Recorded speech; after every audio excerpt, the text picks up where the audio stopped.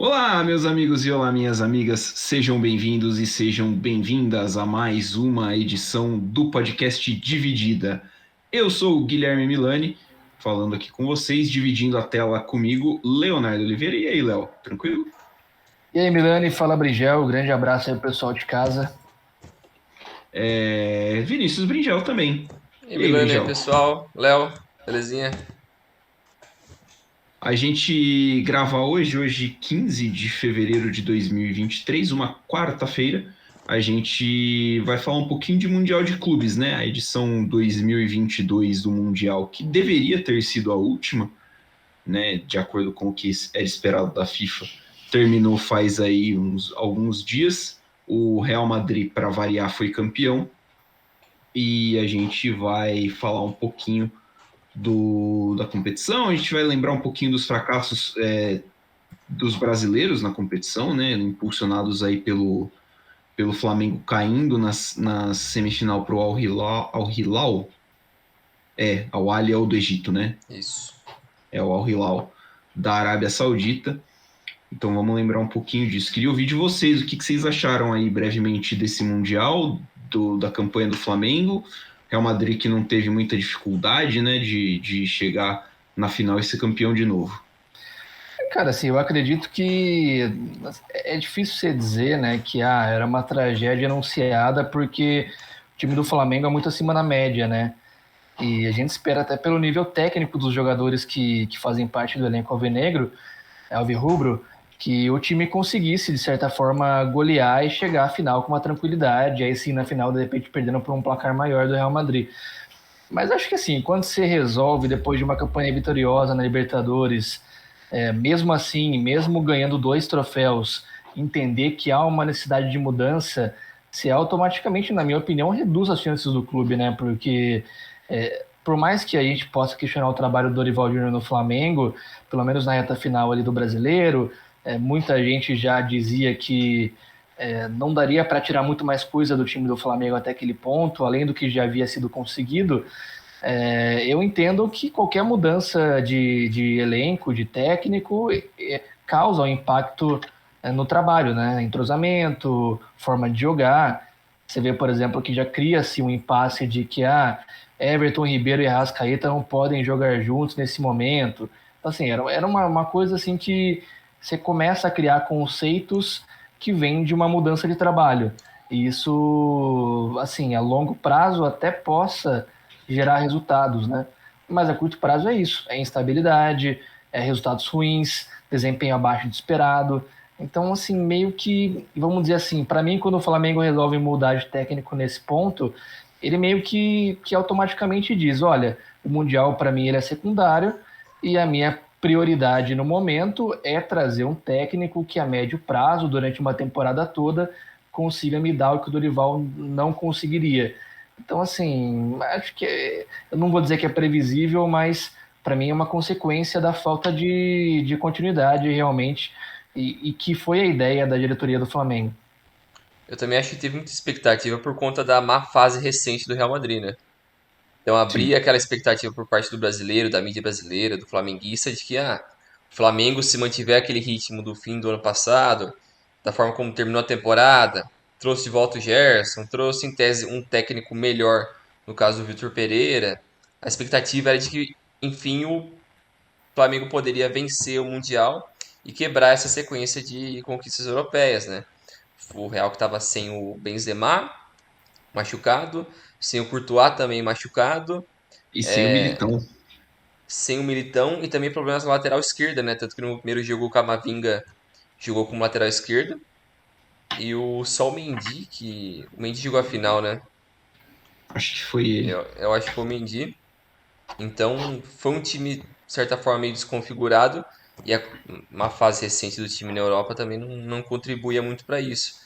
Então eu acho que houve uma certa soberba por parte do Flamengo em relação a essa chegada, mas é o que até eu ouvi, não sei quem falando, acho que foi o Vitor Sérgio Rodrigues falando que o pior jogo pro brasileiro é a semifinal do Mundial, porque é super perigoso. Porque você está pegando um time que você não conhece muito bem, na maioria das vezes, com uma expectativa de que, putz, eu posso bater de frente com um grande europeu na sequência, e você acaba chegando muito nervoso, e a expectativa acaba meio que dando de encontro com a realidade e o time acaba fracassando. Então sucumbe um pouco às expectativas e o nervosismo. Eu acho que foi isso muito que aconteceu com o Flamengo também. E na maioria das vezes você chega como sul-americano nesse jogo de semifinal como favorito, né? Sim, Você conta o com que é a pressão de compreensível ser o também, né? favorito, o que é compreensível. Você citou, acho que você, né, Brindel, que citou do Gerson, e é muito curioso que tenha É, sido ele que tenha cometido um pênalti, que tenha sido expulso no é, jogo da semifinal. Eu concordo com tudo que vocês falaram. Eu acho que assim, o planejamento do Flamengo para esse Mundial ele simplesmente não existiu, né? sim. O Flamengo está fazendo uma pré-temporada normal, assim, que para o time brasileiro seria normal. É um campeonato carioca que o Flamengo realmente não precisa por força máxima sempre. Então, tipo, você coloca de vez em quando, vai dando mais oportunidade para outros jogadores e vai treinando um pouquinho mais o seu titular até para eles assimilarem novas ideias. Só que assim, acho que pesa muito para o Flamengo o fato de ter perdido a Supercopa para o Palmeiras, de ter sido o primeiro grande jogo do ano, né, que foi contra a Supercopa, foi um jogo de alta intensidade, e aí serve para o Palmeiras também, porque o Palmeiras também mostrou que não está ainda pronto para a temporada, apesar de ser um projeto mais pronto. O Flamengo deixou muito a desejar para mim naquele jogo, e já teria levantado algumas questões para o Mundial, né, e da preparação para o Mundial, do físico do jogador, do entrosamento, de como que ia chegar. Aí a derrota acho que é consequência. A derrota é uma derrota, eu julgo uma derrota comum até pro Al Hilal. Que assim, a gente às vezes, por muitas vezes a gente pensa, pô, mas é um time da Arábia Saudita, né? Tá, um time asiático, e assim, são times que além do dinheiro tem cada vez mais levado expertise sul-americana e expertise europeia nas comissões técnicas para desenvolver modelos de jogo, né? O time do Al Hilal era um time que se portava muito bem taticamente, tanto que soube explorar todas as falhas que o Flamengo deixou no campo, ao contrário do Flamengo, até porque é um começo de trabalho também, então não tem toda aquela sintonia que tinha, por exemplo, com o Dorival depois de um tempo de trabalho. E também acho que assim, a gente vai aprofundar mais isso durante o podcast, né? Mas assim, é muito claro, né, que por mais que a gente sempre no pré-mundial trate sempre de sonhar muito com o confronto com o europeu, na realidade, no papel, os números mostram que a gente está mais próximo dos demais clubes do Mundial de Clubes do que do europeu, né? A gente pega desde 2010, por exemplo, foram 6 ocasiões em que um time da América do Sul caiu antes da final, né? Na semifinal, no caso, 6 ocasiões nas últimas 13 edições. E final de Mundial mesmo, de título, na verdade, só uma vez, que foi o Corinthians em 2012, e ainda assim, era um Corinthians muito organizado, que deu, entre aspas, a sorte de pegar um campeão europeu que não era tão forte assim quanto os demais, e ainda mais vivia de uma troca de técnico, uma desorganização, houve desfalques também naquela ocasião. Então é isso, né? A gente tem em 13 anos um time brasileiro campeão, um time da América do Sul que venceu, e 6 oportunidades em que sul-americanos caíram no semifinal. Então acho que isso também acho que serve um pouquinho para a gente ter um pouco mais de pé no chão e levar, e não ter como certa a final contra o europeu, porque assim, não é uma comprovação. Talvez isso valesse lá atrás, até 2007, 2008, 2009, mas agora não é uma realidade, né? Mas vocês acham que essa mudança de paradigma dos últimos anos vai mudar a expectativa com o brasileiro ou que a mídia no geral vai tratar o Mundial daqui pra frente? Ainda mais com essas mudanças futuras que a FIFA anunciou essa semana? Eu acho que não. Acho que não, porque me parece que a mídia brasileira sempre tenta jogar o resultado na costa do fracasso brasileiro. Ah, Sim, porque o Flamengo não fez isso esse ano, que o Palmeiras não fez isso naquele outro ano, do que tentar encontrar méritos, né? A Sim. gente vai entrar nos anos específicos, mas o Palmeiras perde por um time num nível muito parecido, que É, era o Tigres do México, com alguns jogadores melhores do que alguns jogadores do Palmeiras. O Palmeiras não tinha um centroavante igual o o Guinhac, por Gignac. exemplo. não tinha. Então, assim, isso acontece, né? O próprio time do Al Hilal nesse ano não era um time ruim. Eu vi muita gente na imprensa tratando como chacota. Ah, vai ser vexame. Não, o time dos caras tem jogadores a nível europeu. Sim. Jogadores que caberiam facilmente em times brasileiros, inclusive o Flamengo. Sim. Então, acho que assim, a gente ainda olha muito pro nosso umbigo, meio que há uma recusa, né, em reconhecer que os campeonatos emergentes abaixo do Brasil evoluíram mais do que a gente evoluiu para chegar nos europeus. A imprensa brasileira ainda é um tanto quanto arrogante, né, para Sim, falar. Sim. E isso reflete bastante, inclusive no trabalho da nossa seleção, né? Tipo, a gente fala tudo, já falamos aqui da última eliminação, e a minha opinião é que para mim continua sendo absurdo perder para a Croácia, ser eliminado para a Croácia, porque naquele jogo exclusivamente porque o Brasil produziu para ganhar. Mas assim, pô, cair numa quarta de final de Copa do Mundo não pode ser tratado como absurdo, porque o time que tá lá tem o mérito de chegar numa quarta de final de Copa do Mundo. É isso que eu ia falar. Ele produziu para vencer, mas não teve o mérito para se classificar.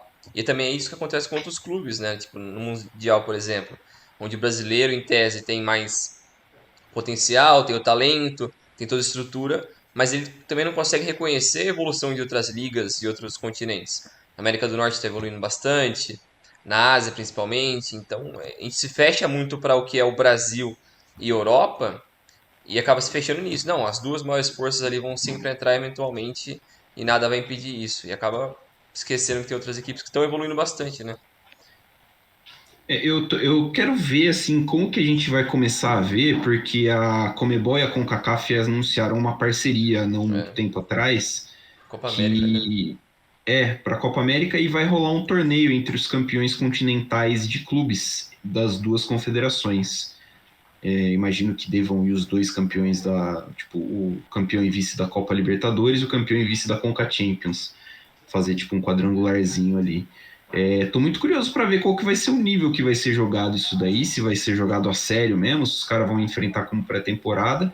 E dentro desse enfrentamento, qual que é a real diferença, né? Porque você enfrentando esses times com mais regularidade, mesmo que seja um, dois jogos, você consegue medir melhor, né?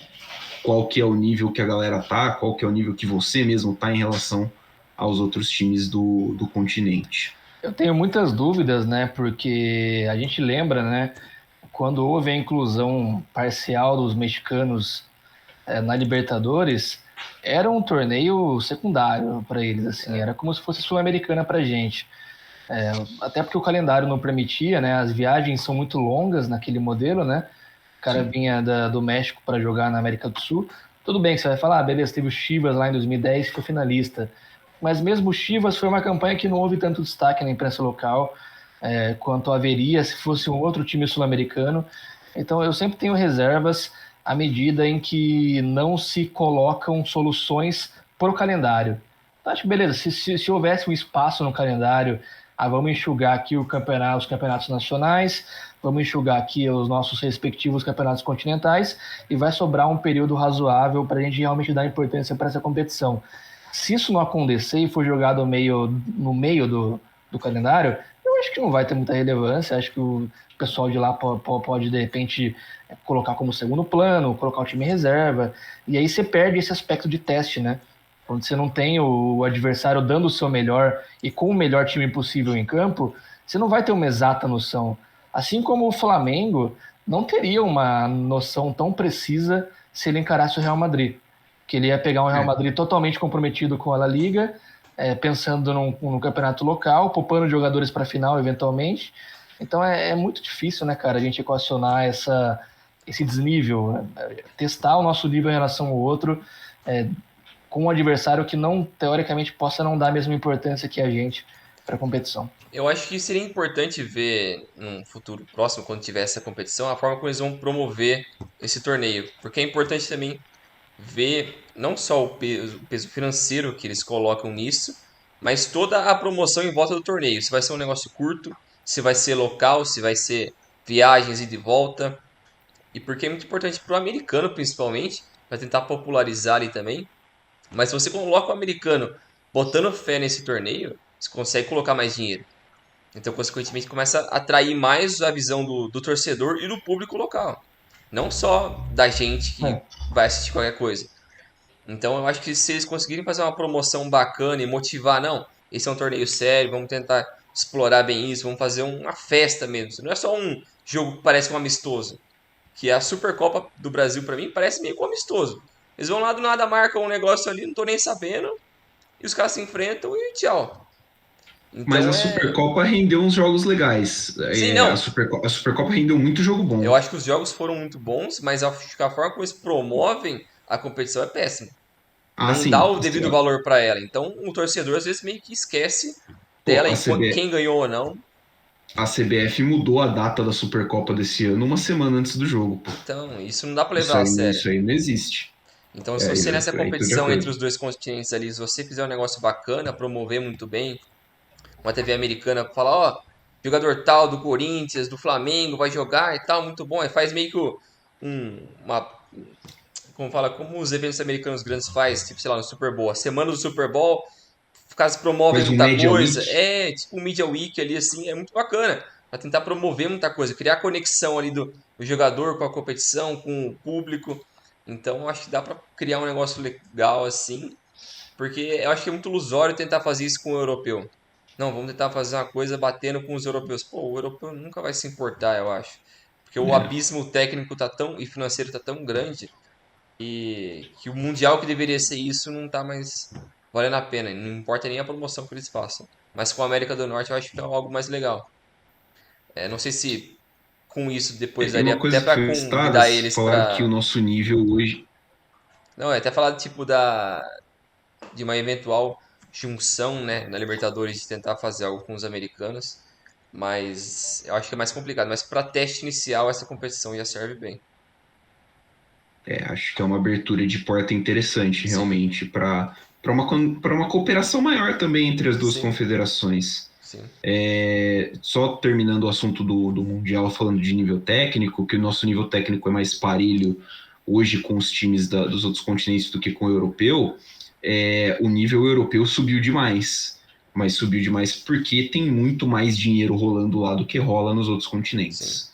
Né? Então aí acho que o crescimento, esse distanciamento do nível técnico é muito mais dos europeus que se isolaram lá em cima do que efetivamente o nosso que tenha caído tanto assim. Eu acho que também parte disso você vai encontrar a explicação na questão do trabalho mesmo, né? Você pega, por exemplo, o Flamengo que vai pro confronto contra, enfim, contra o Al-Hilal, Al-Hilal, né? Ele é um time que tá bagunçado. O Palmeiras, lá de 20, que perde pro Tigres, enfrenta um time equivalente, mas era a primeira versão do Palmeiras, Abel. Sim, Era o time na primeira temporada ainda, em construção. Entendeu? Você pega, por exemplo, o último brasileiro campeão, que é aqui que foi a marca, o trabalho. Era um time já de 3 temporadas, todo mundo sabia muito bem o que fazer e soube explorar bem as fraquezas do adversário e vencer o jogo. Assim como foi o São Paulo em 2005, que tinha um elenco também muito bom, né? Isso também ajudou. O time de São Paulo era melhor o de 2005 do que o Corinthians de 2012. Mas assim, a questão também é que parece que as nossas principais referências em times sul-americanos que foram para o Mundial não foram tão bem organizados assim. Então acho que isso conta, né? Além do nível técnico, eu vou ter um trabalho que não está tão bem alinhado assim com as Uhum. expectativas, e isso fica muito claro na hora do jogo lá, porque é isso, né? É uma bagunça, e além de ter o desnível, aparentemente o trabalho não está à altura também, né? Exato. exatamente. Vamos lembrar aqui então alguns brasileiros os brasileiros, né, no caso, que caíram antes da final do Mundial, começando em 2010. O primeiro que não chegou à final do torneio foi o Inter. O Inter perdeu do Mazembe por 2-0. Esse Mundial foi disputado nos Emirados Árabes Unidos. O campeão da Champions era a Inter de Milão. O Mazembe era o campeão da Conca Champions e tinha eliminado o Pachuca do México na fase anterior. Fez 2-0, gols de Cabangu e Caluituca. É o jogo que fica marcado ali pela dancinha do Kid Baba, né? Sim. A escalação do Inter naquele jogo era Renan, Ney, Bolívar, Índio e Kleber, Wilson Matias, Tinga, depois o Juliano, Guinha Azul, D'Alessandro, Alexandro, depois Leandro Damião e Rafael Sobis, depois o Oscar. O técnico era o Celso Rotti? Isso. Era o Celso, né? Assim, o time do Mazembe. Fala aí, fala aí, Vocês acham necessário? Kidiaba em Culucuta, Não, esquece. Kinwaki, Miarro e Cauzula, Bedi, Kazongo, Ekanga e Kabangu, depois o Kanda, Kaluituca e Singuluma. Assim, é um timaço, pô. Com certeza é o melhor time da história do Mazembe, que dificilmente algum outro... Eu diria que é uma geração que marcou história no Congo. Com certeza, né? Mas esse eu lembro que foi assim, um vexame, porque foi um susto. Assim, Sim. foi literalmente um susto pra todo mundo. Foi assim, cacete, como assim perdeu? Porque foi a primeira vez que o Sul-Americano caiu ali, né, na semifinal. Que ficou, porra, mano, será que dá pra cair mesmo na semi? Tipo, não Assustou. vai ter uma virada de mesa assim, tá ligado? Tipo, Pô, será que os caras não caem no doping, não? eu lembro que, assim, que foi um susto muito grande, foi um choque muito grande. E até pela distância no placar, né? O 2-0 assim, o Inter muito impotente. E era um Inter que a gente sempre considerava forte, porque é o final de um ciclo muito bom no Inter, esse, né? Que é o Inter campeão da Libertadores em 2006, se não me engano é campeão da Sul-Americana em 2008. Mas ali foi o início do fim, né? Do Inter. Foi o início do fim do Foi o Inter. sinal de Depois vitória. disso foi uma série de temporadas em que você falava que o Inter era favorito e nunca chegava, né? Depois Que é caiu. o que acontece até hoje, né? É. Basicamente. Então, teve essa foi a primeira queda e eu lembro que foi assim, tipo, um susto bem grande. Acho que é até hoje, assim, o pior vexame de um brasileiro no Mundial. Sim. E eu lembro também que assim, é muito difícil porque o adversário é muito abaixo. Sim. É isso que pesa. Se a gente fosse olhar para o Internacional, eu lembro muito bem aquela Libertadores porque eu saquei demais o São Paulo naquela. O São Paulo, para mim, era o time que era um dos favoritos para ganhar. Caiu na semi pro Inter, né? E o Inter que já tinha eliminado o Estudiantes nas quartas, o Estudiantes era campeão do ano anterior.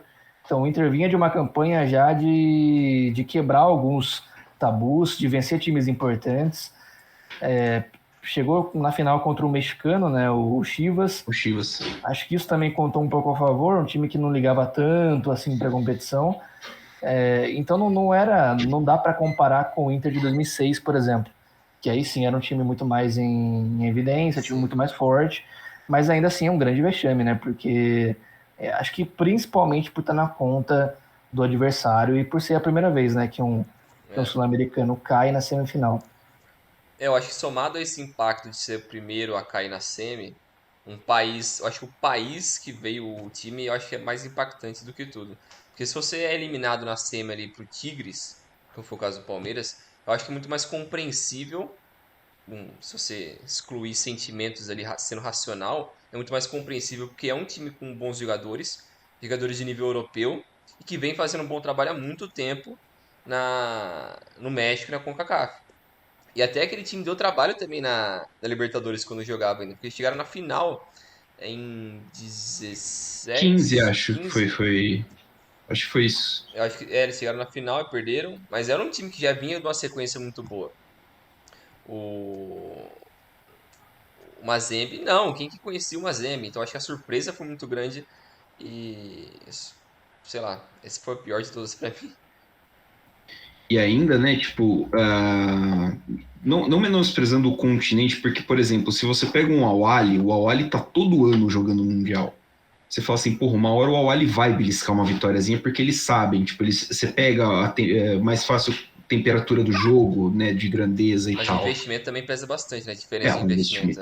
Sim, até porque o Al-Ahly é um time mais rico, por exemplo, sim. do que os outros. Então, acho que esse é um caso, assim, bem emblemático. Vou falando tudo aqui e a gente vai comentando, pode ser? Pode ser. Pode ser. Então aí depois, em 2013, a gente tem o caso do Raja Casablanca, que é o Raja contra o Atlético chega a melhor temporada da vida do Atlético Mineiro, né? Acho que até a última, que 2021. O Atlético campeão da Libertadores e tudo mais, mas cai pro Raja Casablanca na semi. O Raja Casablanca que tá no Mundial porque é o time da casa, né? Então ele tá classificado por ser o campeão do campeonato marroquino, e o campeão africano daquele ano foi o Al Ahly. O Raja daquele ano com Askri, El Pode pular essa escalação. Pode pular, não tem ninguém aqui, Cara, né? que filho da Vamos puta. poupar nossa audiência. Assim, que às vezes tem alguém, né? Mas no caso não tem. O Atlético é o galo doido, né? O galo doido do Cuca, Vitor, Marcos Rocha, depois entrou o Luan Menino Maluquinho, Leonardo Silva, Hever e Lucas Cândido, depois o Alexandro, Pierre Josué, depois o Leandro Donizete, Tardelli, Ronaldinho, Fernandinho e Jô. O Cuca, assim, hoje a gente olha para esse time do Galo e fala assim, cara, não que o Cuca tenha feito um milagre, mas assim, tipo, encaixar esses caras assim dentro de um esquema onde todo mundo pudesse funcionar, não parece a coisa mais fácil do mundo, né? Mas por outro lado, na minha opinião, dos times brasileiros que caíram na semi, esse Atlético Mineiro foi o que jogou mais bola na temporada. Eu também achei. Eu acho que os outros brasileiros que caíram, você tinha sempre alguma ressalva, né? O Inter não era a melhor versão do Inter. O Palmeiras de 20, eu lembro também que muita gente questionava a questão do ataque, eu acho. Do ataque. Retranca, né? Chamava de retranqueiro. Enfim, o Flamengo de 2022 me parece muito mais uma imposição do número de bons jogadores do que de um resultado de um futebol legal. Então, esse Atlético Mineiro, eu acho que era o time no Brasil mais legal de se ver jogar até o Flamengo de 19. Que daí foi uma geração que acho que foi o melhor futebol jogado na década no Brasil. Mas eu acho que é o segundo maior vexame dentre os brasileiros que caíram. Só não é o maior porque o Raja Casablanca é um time de muito mais tradição e de muito mais nível. Por mais que a gente não conheça no papel esses jogadores, é um campeonato que é mais forte, tem algum histórico. O Raja é um time de muita massa também, torcida. Então há um interesse local pelo futebol muito grande. Então acho que pelo adversário ser um pouco mais qualificado, eu coloco como o segundo maior vexame dentre os brasileiros, claro, a caírem em semis no Mundial de Clubes. Eu acho que essa segunda queda, esse segundo baque para as equipes sul-americanas, eu acho que foi o que colocou meio que um choque de realidade. De que é possível para as outras equipes passarem pelos sul-americanas. Porque até então era meio que óbvio, né? Então, que nem você falou, essa equipe do Atlético apresentava um bom futebol. Eu lembro que essa campanha do Atlético na Libertadores foi absurdo. Os caras conseguiam, de todo jeito, atropelar o jogo. Era meio que uma versão parecida com o Borussia Dortmund do Klopp. Uma questão de intensidade, de loucura. Que toda hora você parecia que alguma coisa ia acontecer. Uma roubada de bola, uma explosão, uma troca de passes rápido. Acontecia alguma coisa. Então era um futebol muito bacana de ver. Tanto é que no ano seguinte os caras ganharam a Copa do Brasil, se eu não me engano. Sim. Jogando um futebol muito parecido também, né? Mas esse ano seguinte foi o Levir, não foi? Técnico. Acho que foi. E o detalhe aqui de 13 é que, assim, você falou, concordo, foi o choque de realidade, porque em 12 o Corinthians foi campeão. Então havia uma expectativa recente, né? Havia um histórico recente de título. Então o Inter também ganhou em 2006, não estava tão no passado assim quanto está hoje. Então foi realmente isso, né? Foi uma quebra de expectativa ali muito grande. O Brasil vinha de duas campanhas boas, né? O Inter cai em 2010 e aí em 2011 quem joga é o Santos, né? O Santos tomou 4 do Barcelona na final. O Santos tomou 4 provavelmente do melhor Barcelona de todos os tempos. Se não o melhor time. Então, tipo, assim, o Santos pegou, assim, o nível mais alto do futebol europeu. E tomou um cacete num jogo, né? Não tinha muito o que fazer. Agora, essa queda do Galo eu lembro que foi, assim, muito, muito forte também. Também pela distância no placar, né? É um 3-1. No final das contas, você vai olhar para o placar e, pô, é 3-1. Entendeu? Tipo, É um time que aí teve problema. Esse é o jogo que o Marcos Rocha não quer sair, né? Ele vai ser substituído e ele não quer sair, e grita e não sei o que tem, e faz cera. Esse time do Atlético ele sempre teve ali, tipo, você citou a campanha da Libertadores do Atlético é muito boa, mas ela é sempre assim, É, no não, limite. É é, tudo muito no Tudo em limite. casa, né? é. A do Vitor pegando o pênalti do Riascos lá no Independência, o gol do Leonardo Silva na final, é tudo É. muito, muito, muito no limite. Pro coração, mano, ataque cardíaco. Os caras são loucura. Então, tipo, sempre foi um time muito intenso e que não, assim, é difícil falar que num dia errado o nervo pesou, mas assim, foi um baque, assim, porque assim, em 2 anos, em 4 anos eram 2 eliminações, um chocolate para um timaço e um título. Só que aí você já tinha, né, tipo, é que nem você falou, né, Léo, a visão do título tinha também, principalmente pelos rivais, era muito condicionado ao, pô, pegou um Chelsea fraco, Sim. né? Então, assim, às vezes você já olhava com uma certa ressalva. Acho que mais do que a gente olha hoje. Então, teve isso. Mas aí depois o Brasil ficou ainda um tempo sem ganhar a Libertadores, né? A gente passou por um momento de questionamento 3 anos. do futebol interno pelo fato de a gente não conseguir ganhar a Libertadores. O próximo brasileiro que ganhou a Libertadores foi o Grêmio em 17, que perdeu do Real Madrid na final. O Grêmio foi completamente dominado pelo Real Madrid na final. Assim, foi um não jogo, Foi o basicamente. gol de falta do Cristiano, não foi? Foi que a barreira do Grêmio abriu. É. E aí depois chega em 2019 o Flamengo, né, que o Léo falou, é um dos times mais encantadores do Brasil e do futebol sul-americano nos últimos anos. Fez um bom Mundial. O Flamengo fez um bom Mundial, pegou o próprio Al Hilal na semi, fez um bom jogo. Apesar do susto, né, de sair atrás, fez um bom jogo.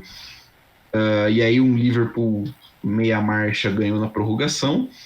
E aí em 2020 a gente chega no terceiro time brasileiro que não chega, que é o Palmeiras. O Palmeiras cai para o Tigres. O Palmeiras é o Palmeiras base, né, basicamente da era Abel, o Everton, Marcos Rocha, Lula, Gustavo Gomes e Vinha, Danilo, Zé Rafael, Menino e Rafael Veiga, Rony, Luiz Adriano. Entraram Felipe Melo, Patrick de Paula e o William e o Scarpa e o Mike, já tinham 5 substituições. O Tigres tinha, né, um time com alguns destaques, né, Guzmán, Rodrigues, Reis, Salcedo e Duenhas, Rafael Carioca, Pizarro, Quinones e Aquino, Carlos Gonzalez e Gignac. O Tuca Ferretti era o técnico, que é um ícone lá no México. Eu tenho uma parcela assim de clubismo, claro, falando, mas assim, esse vexame do Palmeiras, para mim, é o que mais tem, tipo, asteriscos, assim, tipo, de condições que você fala assim, ok, acho que é compreensível que isso tenha acontecido, né? Então, queria ouvir primeiro de vocês sobre esse Mundial. Eu também concordo com isso. Eu acho que o Palmeiras foi o que mais tem asterisco nesse sentido, porque era uma equipe menos preparada, eu acho, em algumas formas, em relação ao trabalho, porque era muito cedo o início do Abel. Acho que ele estava com 4 ou 5 meses no comando do Palmeiras. É por aí. Então, era muito cedo no projeto. Eles tinham, para mim, algumas claras falhas no sistema, que para mim, principalmente era o Luiz Adriano. Eu acho que ele era uma deficiência muito forte ali. E para um jogo que geralmente é truncado no Mundial, você precisa matar o jogo em 1 ou 2 lances. É bem incisivo nesse sentido. E, e outro time, né? O Tigres era uma boa equipe. Era uma equipe que, como a gente já falou, vinha dando trabalho na América do Norte fazia muito tempo. Teve boas campanhas na Libertadores, tinha um bom elenco. O Tuca Ferretti é alguém que conhece o futebol mexicano como ninguém. Então, muita experiência, coisa que alguns dos outros adversários que as equipes sul-americanas pegaram não tinham tanta experiência quanto esse Tigres. Então, acho que pesa bastante a favor dele. Então, acho que esse é o melhor dos adversários que os sul-americanos pegaram ao longo desses 15, 20 anos por aí. Eu acho que assim, a grande questão para mim aí é que o Palmeiras já era um campeão que surpreendeu na Libertadores, né? A gente não olhava para o Palmeiras e falava, vai, esse time vai ganhar a Libertadores. Foi a final do Santos, que era um time horrível. Exato, a campanha o Palmeiras pega, se não me engano, também o Libertad e o Delfino no mata-mata, outros dois jogos também. Delfim, Libertad e River. Teve um confronto que você pode falar de um nível mais alto, que foi contra o River Plate, que foi um confronto que o Palmeiras absolutamente surpreendeu o adversário. Acho que foi uma mobilização muito boa do Abel para aquele jogo, o Palmeiras soube anular o adversário. Mas assim, era um time que chegava ali sobre alguma desconfiança no Mundial de Clubes, porque era um trabalho em início ainda, né? E que início, né? Campeão da Libertadores com poucos meses de trabalho. E pegava um time que, é o que vocês falaram, né? Provavelmente é o melhor adversário dos times brasileiros em mundiais, pelo menos nessa fase, né? Nessa fase, né? Semifinal. E, assim, eu não vou dizer que era um resultado normal, porque ninguém esperava isso na época.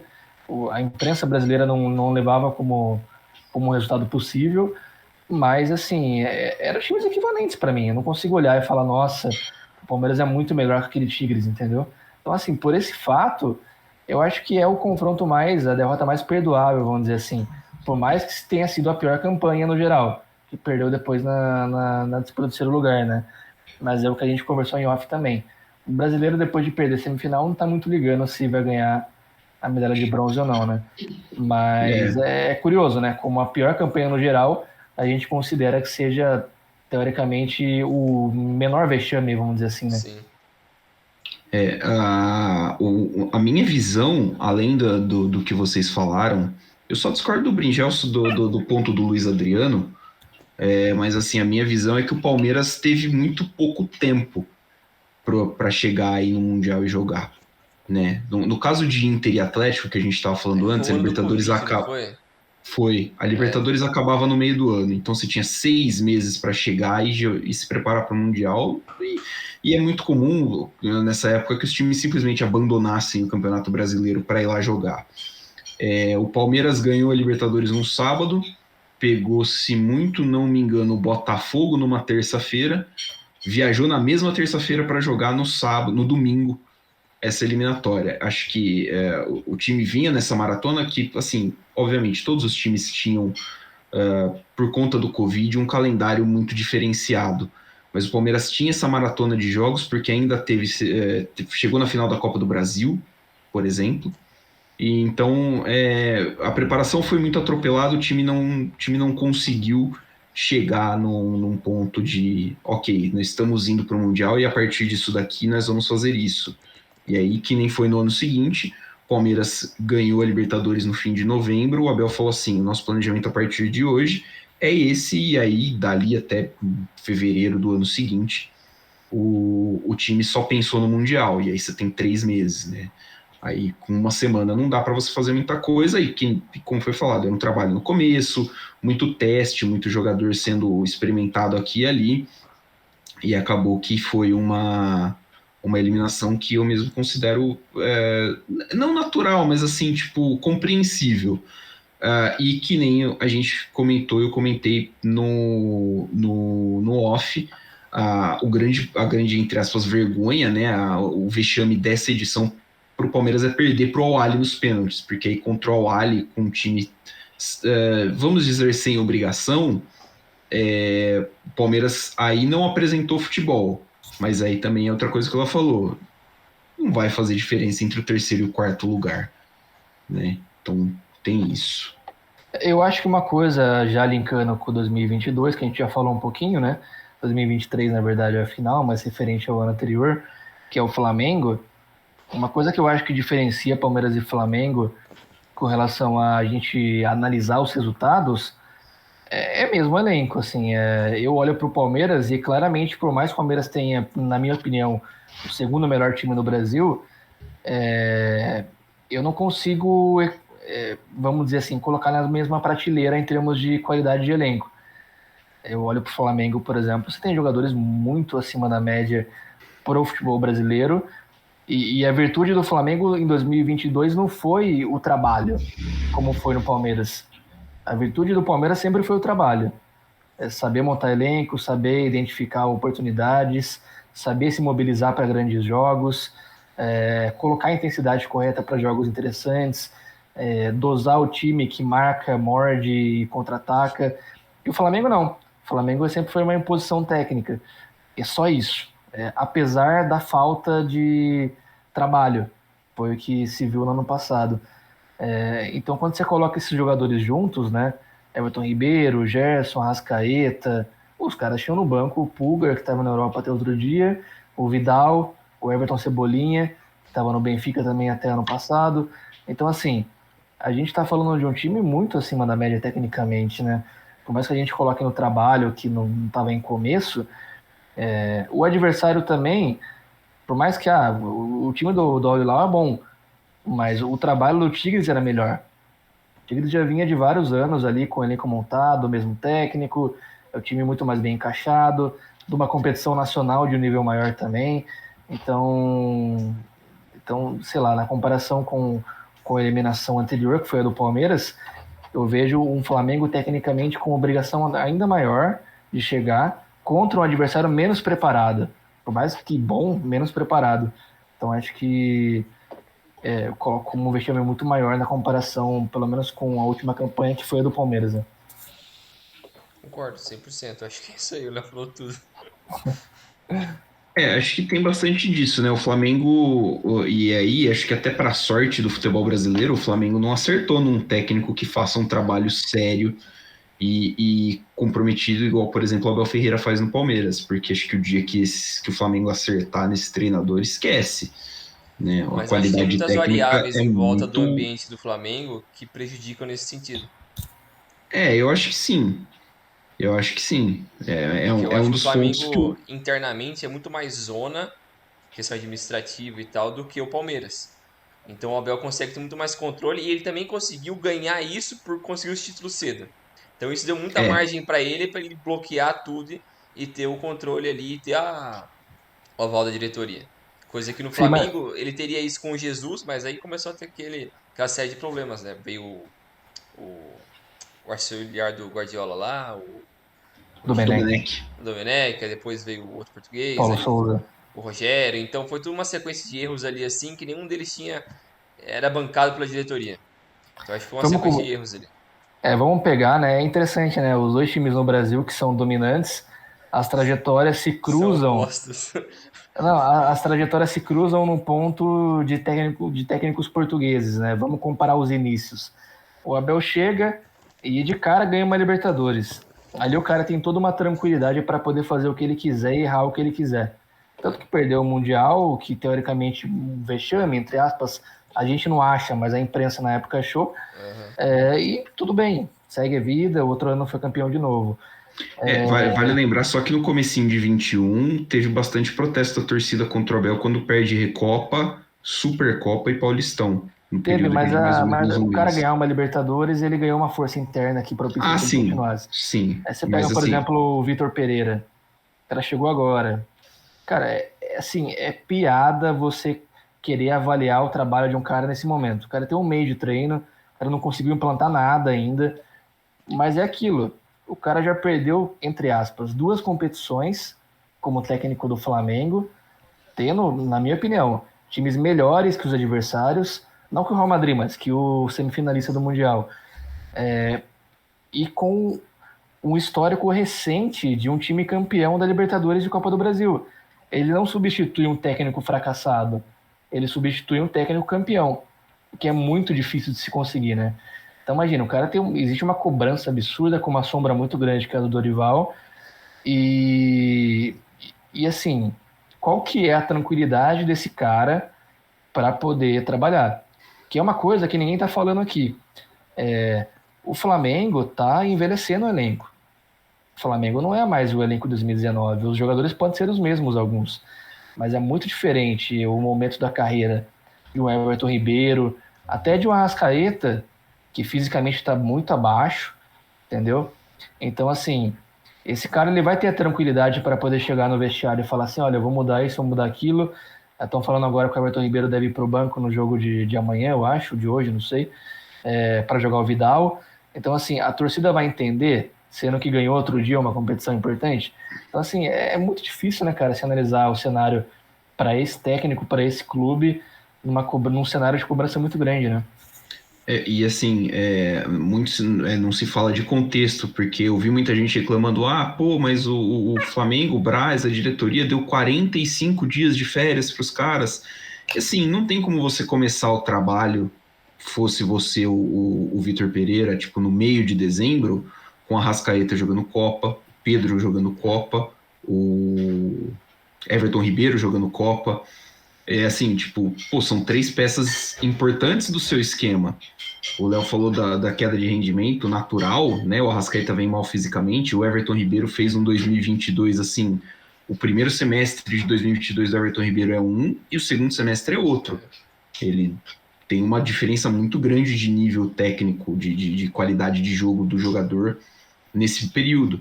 Então, assim, a oscilação é normal e eu concordo com o Léo. O Flamengo tá ficando velho. Tipo, o Flamengo, tanto que um dos mais elogiados do Flamengo ano passado era o João Gomes, que era um jogador jovem e um cara que corria igual um noiado no meio de campo do Flamengo e destruía absolutamente tudo, né? Tanto que foi vendido para o Wolverhampton. O Flamengo, e assim, a troca do João Gomes pelo Gerson, para mim, é um negócio ruim pro Flamengo. O Gerson é muito bom jogador, mas ele não faz o que o João Gomes fazia. Aí que eu acho que é pra mim que as decisões da diretoria são bastante questionáveis. Porque eles entram naquela. Parece que o modelo deles é de vencer agora.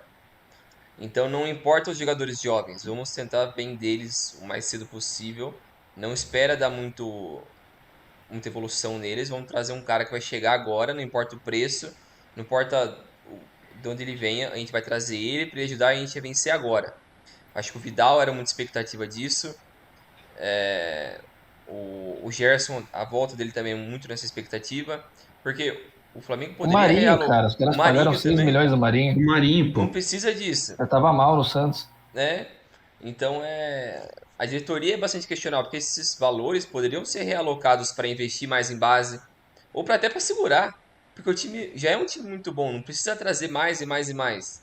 Cara, o dinheiro que o Flamengo tem, o fato do Flamengo não ter um sistema de scouting avançado no Campeonato Brasileiro e ficar só roubando o jogador É, que se destaca em Campeonato Brasileiro, pra mim é um absurdo. é,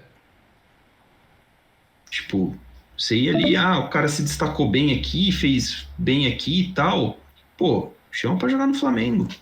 Chama que seja pra ser jogador de rotação, é. tá Por ligado? exemplo, um Fausto Vera era um cara para ir para um Flamengo, entendeu? É um cara que tem que estar no radar do Flamengo, Não é um pô. cara que para ir para um time teoricamente de, não vou dizer mediano no Brasil, mas assim, quinto, quarto colocado. O cara podia ir direto pro time mais importante do país. Entendo que foram feitos movimentos importantes no mercado, né? Você trazer o Everton Cebolinha. Mas assim, me parece que as apostas que o Flamengo trouxe, que teoricamente seriam para rejuvenescer o elenco, na prática não estão dando tanto resultado assim, né, cara? Eu tô vendo que parece que a dependência é a mesma. É Sim. Arrascaeta, Gabigol, Everton Pedro, Ribeiro, Pedro, daqui a pouquinho o Bruno Henrique volta e vai depender dele também, então assim, e assim, a zaga do Flamengo é horrorosa. Sim. A zaga do Flamengo é um pavor, cara. Que também é outra que tá ficando cada vez mais velho. O Tipo, Felipe o Luiz zagueiro lateral tem direito, quase titular. não 40 sei. anos. Tem o Davi Luiz, tem 36, 37 quase, né? O Felipe. Felipe Cara, se Luiz. bobear, os caras estão escalando o Felipe Luiz pra jogar. O É, Felipe Luiz tá quase andando de cadeira de roda. é, Entendeu? Me lembra muito o Real Madrid da época dos Galácticos. é. Do Só meio vai pra frente, contratando. do meio para frente, cara, um espetáculo, muita qualidade, coisa linda. Do meio para trás é Elgueira, é uns Pavon da vida, um Michel Salgado, Renzi. 15.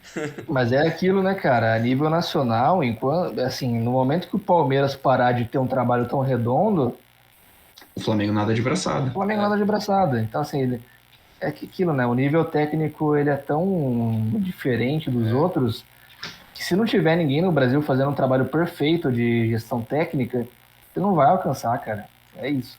Eu acho que o Atlético Mineiro tá tentando fazer um modelo parecido com esse do Flamengo, né? Do Flamengo. Nesses últimos anos. Também e muito de contratar de baseada pelo valor que for. E deu certo aquele ano, que foi campeão brasileiro. Mas na sequência também já apareceu que não é muito bem assim, né? Agora a expectativa tá mais alta, porque aparentemente os caras acertaram a mão com o Kudê, né? É, O Mas Kudê é bom. vamos esperar também o melhor esperar Nacional. mais uns 6 meses É, ali, assim. Mas assim, eu acho que o Kudê é bom técnico. Ele não casa muito bem com o estilo de elenco que o Galo tem, mas eu acho ele bom técnico. Acho que tem uma boa possibilidade de dar assim, um resultado melhor do que o Galo teve ano passado, porque o Galo ano passado foi muito decepcionante. Foi muito decepcionante. tem um outro assunto para trazer aqui que eu acho que é legal também o novo Mundial, né? A gente teve o anúncio, pelo menos parcial. Acho interessante a gente discutir um pouquinho isso, porque a gente fala muito de valorização, né? Do torneio. Os europeus estão meio que cagando para isso por enquanto. Vocês acham que o Belani vai trazer mais detalhes para a gente, mas já emendando a pergunta, vocês acreditam que possa mudar isso a médio prazo, né? A gente começar, não a gente, mas os europeus, a dar mais valor para a competição e ser ela uma competição mais rentável para quem está na Europa? Eu acho que não. Para mim é isso. Eu tô achando aqui o novo formato. De cabeça, eu acho que eu lembro alguma coisa. São 32 times, né? São 12 vagas para a UEFA, 6 vagas para a Comebol, 4 vagas para a Ásia, 4 vagas para a África. E aí Uma temos quanto? Oceania. É uma só Oceania? É uma Uma Oceania. Oceania e uma país sede, então. É isso aí. E CONCACAF 32. são 4 também. Esqueci da CONCACAF, isso, perfeito. CONCACAF são 4. Assim, é um torneio que vai ser lotado de europeu para gerar dinheiro, para atrair investidores. Então, dinheiro, se a FIFA quiser, ela consegue pagar bastante. E esse vai ser o termômetro para saber se os europeus vão jogar com vontade ou não. Sim. Que assim, data, acho que a ideia é fazer no meio do ano. A ideia original mesmo, que eu me lembro, era um torneio para substituir a Copa das Confederações, que não existe mais, mas seria para substituir a Copa das Confederações um ano antes da Copa. Você faz no país sede da Copa para testar, né, a estrutura do país, que é para isso que a Copa das Confederações servia. Só que com 32 times, não é exatamente esse o intuito mais. A FIFA está tentando montar a Champions League dela. E Sim. aí acho que para mim o que vai definir se isso vai dar certo ou não é o dinheiro que a FIFA está disposta a pagar para os europeus se interessarem. Eu acho que dependendo do modelo que eles aderirem pro torneio, se for curto, então sei lá, umas 2 semanas ali rapidinho, a forma como eles planejarem isso, eu acho que até dá pra criar um interesse um pouco maior, mas eu não vejo criando um apelo grande pra eles tratarem o Mundial de Clubes como uma Champions League ou nada parecido. Acho que eles vão tratar como algo de segundo, terceiro escalão, como sempre. Mas acho que vão dar um pouco mais de importância, porque, que nem o Milani falou, vai estar boa parte dos grandes europeus, então é inevitável que vai ter muita audiência, vai ter boa parte do pessoal que acompanha futebol vai acompanhar os principais equipes do mundo. Então eles vão, consequentemente, acompanhar o Mundial, mesmo sem ter o apelo por parte dos jogadores. Eu concordo aí com tudo. Eu acho que esse interesse ele vai ser maior, evidentemente. Não tão maior, mas assim, vai ser maior porque é aquilo, né, cara? Os caras, por exemplo, definem o Brasil como sede. Aí você vai ter, de repente, aqui no Brasil, no Rio de Janeiro, o Maracanã, o Real Madrid, com Vinícius Júnior, sei lá, especulando só. Vai ter lá Manchester City, PSG. Cara, assim, vai movimentar o comércio, vai movimentar a mídia. Imagino que para venda de direitos de imagem não vai ser complicado. Como é um evento a cada 4 anos, você cria o fator raridade. Para a Copa do Sim. Mundo é muito importante isso. Então, assim, sendo uma coisa mais espaçada, eu até vejo tendo um interesse interessante, a galera assistindo realmente. Sim. Mas aí do clube europeu priorizar ou achar que isso é mais valioso do que algumas competições locais, eu não acho, não. Aí vai depender da continuidade, fazer uma vez dar certo, fazer uma segunda vez os caras entenderem que financeiramente é muito bom, que é um torneio que vale a pena ter na prateleira. Acho que tem tudo isso, mas eu acho que depende muito de como vai ser, né? E Definir as também tem vagas. o peso da tradição, né? Porque, querendo ou não, como é uma competição nova, a tradição pesa na hora de você dar uma prioridade ou não para uma competição. Então, eu acho que é uma questão de tempo também. Esperar alguns anos, uma sequência de torneios para eles começarem a dar mais importância. Eu O que eu acho que acho que assim, eu. Pode falar. Não, eu ia falar só que o Brin já falou do formato, eu imagino que pela configuração de times, os 32 times, vejo a FIFA fazendo espelhado com o que é a Copa do Mundo hoje. Pô, mas é muito tempo, então eu acho que os europeus vão cagar pra essa porra.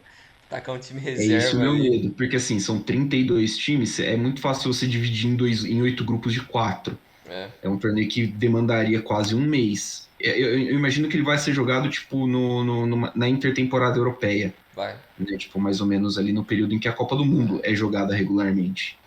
Então, talvez isso seja um atrativo.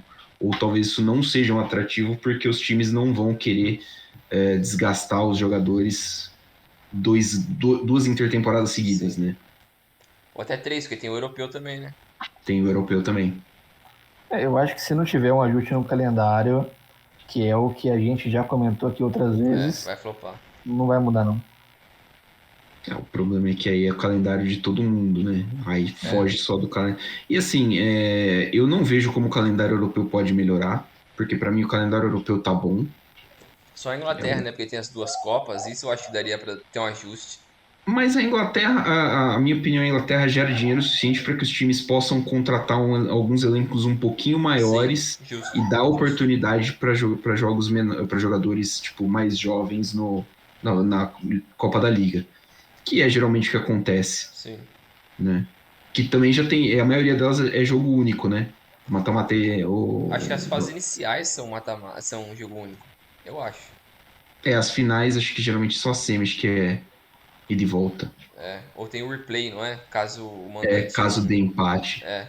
É isso aí então, né? Ficamos conversados então. Valeu, Léo. Até a próxima. Até a próxima, acho que o último adendo, né? Mais 2 anos pro Verdão aí, tentar quebrar essa escrita. Depois já era, né, velho? Uns 2 anos pro Verdão ser tricampeão mundial. Caralho, os caras. Fake news essas horas.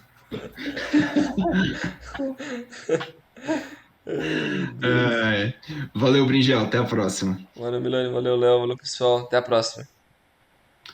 Siga-nos nas nossas redes sociais, @Dividida Podcast em todas elas. Não temos TikTok. Um abraço e até a próxima.